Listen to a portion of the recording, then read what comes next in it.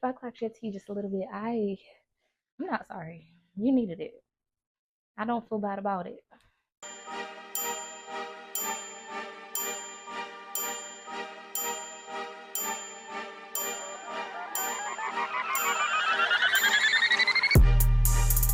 I'm in love with the cocoa. I'm in love with the cocoa. About the screen. Hey y'all. If you're new here, welcome. I'm Ranisha. And if you're from the last video, you're loyal. Welcome back. So in my last video, I kind of talked about how we need to face our fears, right? If you didn't watch that, go watch it. But I talked about how we have to face our fears. But what a lot of us don't want to acknowledge is the fact that our biggest fear is ourselves. Our biggest fear is ourselves most of the time. There's something in us that we are scared to face, and that's why we often see ourselves repeating the same patterns. We see ourselves repeating the same patterns over and over again because there's something in us that we have yet to face. You know how long it took me to learn that? Like, God will really sit there and put you in the same cycles over and over and over again. And you wonder, like, why does this keep happening to me? Why does this keep happening to me? And we sit here trying to blame God. We try to blame our friends. We try to blame that man that hurt us. We try to find somebody to blame. We try to blame our parents.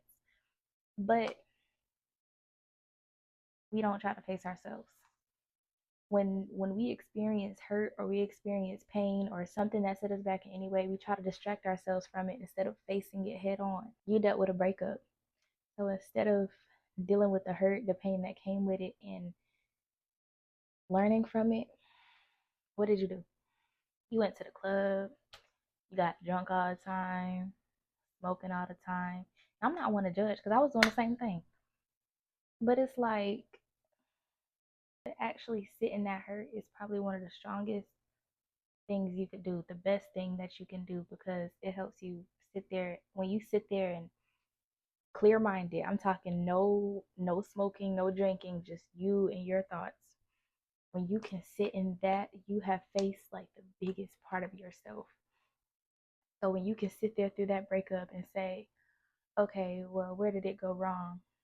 And not only look at what they did wrong, because you have a part to play in it too. As much as you don't want to hear that, you do. Because it's like sometimes you really have to sit there and analyze the situation. Like if you go into a relationship insecure, or something in that relationship triggers your insecurities, you need to sit with that. You need to sit with that and ask yourself, well, why did I feel this way when this happened? Or why did I feel this way when this happened? Like you got to sit there and really sit with yourself, regardless of if they did you wrong. If they did you wrong, yeah, okay, but still heal from that first. Because if you go into your next relationship with that same hurt that you had in your past relationship, you're going to continue the same cycle. Because dude ain't even do nothing wrong, but you insecure from your last relationship, and now the cycle is gonna continue. Where you at? Why this? Why that? Why that whole time he just sitting here chilling? Like, and now y'all done created unnecessary problems because of things you didn't deal with. You didn't sit with yourself. And I had to learn that. I had to learn, like, okay, well, when somebody does this to me, why does it trigger me? And sometimes God, when that happens, God is trying to make you sit down and analyze. Everything is either a blessing or a lesson, both of which are blessings, really, because like you learned from it. But if you don't learn from it, you're gonna keep happening. Even with friends, like with your friends, if y'all constantly arguing about the same type of things, it's probably time you elevate. Like most of the time when God puts you through a situation, a crazy situation that hurts you, he's trying to elevate you. But because you've been hard-headed and don't want to sit down and actually be in your thoughts and analyze where you could grow from that situation, you're just gonna keep on, keep on, keep on. And we often wonder, like, why is such and such living like that and I can't? They probably sat with themselves. They probably know themselves, but you don't, because You constantly chasing friendships that no longer suit you, that you don't even feel right being around them, but you force yourself to act like them because you want friends. You fear being by yourself, so you shapeshift yourself to fit in the circles that you don't even belong in. Why? Because we fear being alone. We fear being with ourselves. When really you're your best friend, you should be your best friend. And I had to learn that because I used to be so shy and I used to want friends so bad because I was only child. I grew up only child, which I had brothers by my dad, but like being raised, I was raised as the only child. So obviously I wanted friends. I did not like being by myself. A friend I had back in elementary school, I went to her house every single day because I did not like being by myself. And then when it got to like high school or when I got to college and stuff, and I had to like really make friends again, like aside from her, it was hard. So instead of like, just being myself, because I was like, well, I don't know, what if they think I'm weird? So I would try to like make myself fit into groups, even though like they didn't always serve me. I would see like a group of pretty girls and I would try to like, I'd be like, oh, like I want to be with the cool kids. I want to be with them. I would just start like entertaining the conversations that they was talking about, even though like sometimes like they would be talking about other people or like gossiping. It was just constant gossip, gossip, gossip. And I felt bad, but I played into it because I wanted friends so bad. So I was like, okay, if this is what girls do, let me do it too. And a lot of times we all get caught up in that cycle of trying to make ourselves fit so we don't be alone.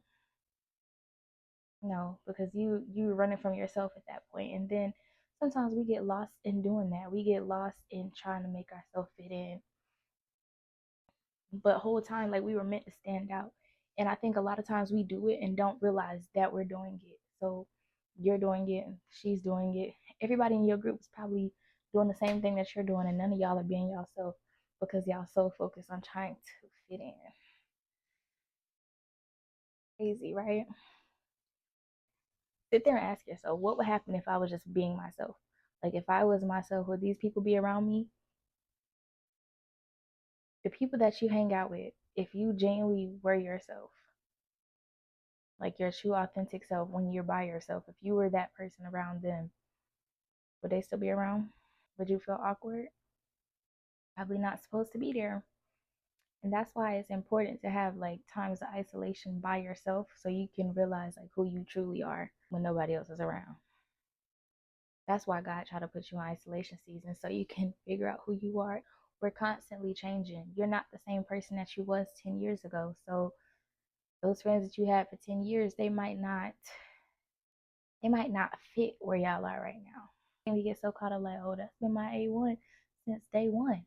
Okay, but you can get more friends. And if they have a problem with you getting more friends that's on the level that you want to be at, they're probably not your friend for real. You can be a friend with somebody for 10 years and you can be a friend with somebody for 10 days. And that friend for 10 days probably a better fit for you than the other friend was. I feel like I'm stepping on some tail feathers. But it's just, we have to learn how to be a friend to ourselves first before we can be friends with anybody else. That's why they say love yourself first before you love anybody else. Because how is that person going to know how to love you if you don't know how to love you? You really do attract what you are. So if you're insecure, 9 times out of 10 you're going to attract an insecure person. If you constantly like talking down on other people, you're probably going to be around somebody that talk down on other people too. And it's only a matter of time before they start talking down on you. If you see yourself wanting to elevate, but you constantly stuck around people that's comfortable where they are, when you start trying to elevate, they gonna start saying like, "Oh, you're changing. You acting brand new." That's their favorite one. You acting brand new. Yeah, because I want to grow. That's where you need to leave them where they at because they don't have respect for your growth because they don't want to see you doing better than them.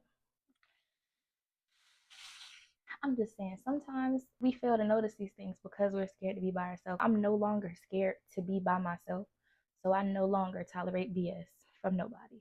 Oh, you want to start acting funny? All right. It's no altercation, it's no bad blood. I just got to leave you where you no longer serve me at. Because I'm so comfortable in myself, I have no problem cutting off anybody. That's not to say I'm just going around snipping people off, but it's like I want to grow. And if I'm constantly worried about our friendship or our relationship, literally like causing me worry or confusion, I have to cut you off. I have to, because it's not serving me. Social media done convinced us to stop being selfish. Why? Don't use people for your own personal gain. You don't do that. But definitely use their discernment to know who should be in your life and who shouldn't be in your life. Sometimes God removes people to elevate you. He's not doing it to hurt you. So when you dealing with hurt in your life or some type of pain, some type of trauma, sit in it. Sit in it, talk to God, and really try to figure out, how can I move forward from this? People are sometimes just put in your life for a season. For a season. Understand that. Everybody's not meant to be there for your whole entire lifetime. And when those people leave, don't take it personal. Sometimes that person has something going on, or God just simply wanted you to elevate. When you're in your season of isolation, know that you are your own best friend, and genuinely just be who God put you here to be. Don't sit there and try to be like anybody else, because you'll start to notice when you're genuinely yourself, you start attracting the right type of people. It's not going to be like, oh, I got to act like this if I want them to stay around. Because once you genuinely love yourself and you have a friend in yourself and you're comfortable and you know who you are, just exude who you are to everybody else, they're going to fall in love with it, because nobody's like you. They're going to be like, oh, they're so different. They're so different. I really like their vibe. I like their aura. I like this. I like that. The compliments feel genuine. They feel authentic, because they're complimenting you. That's you, your real, raw, authentic self. There's nobody else that's like you on this earth. So if you're yourself, you already one in a million. But if you sitting there constantly trying to be like everybody else, or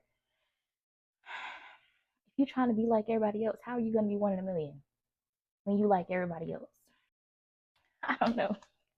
It's just food for thought. But we cannot keep running from ourselves. When you stop running from yourself, that's when you really start attracting the things that's for you. See how it all work out? It's about balance. When you are yourself, you attract things that you like, things that align with you. You're naturally going to start attracting the people that are like you when you start being yourself. And that's not, I'm talking about be yourself around everybody. I don't care if it's your crush, be yourself. Because he's going to be like, oh, she's so different.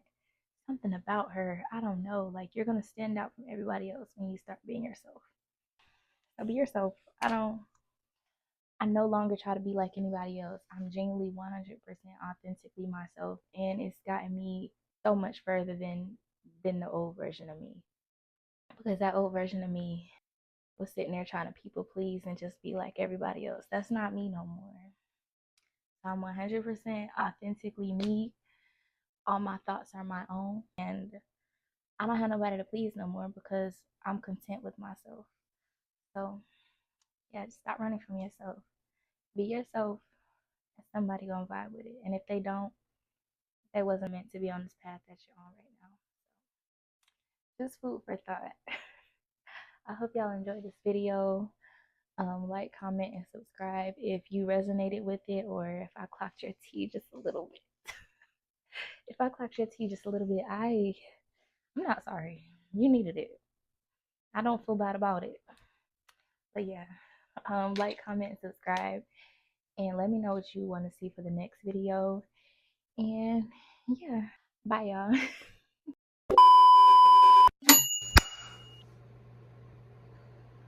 Did I get it? I'm sorry, y'all. There's a gnat.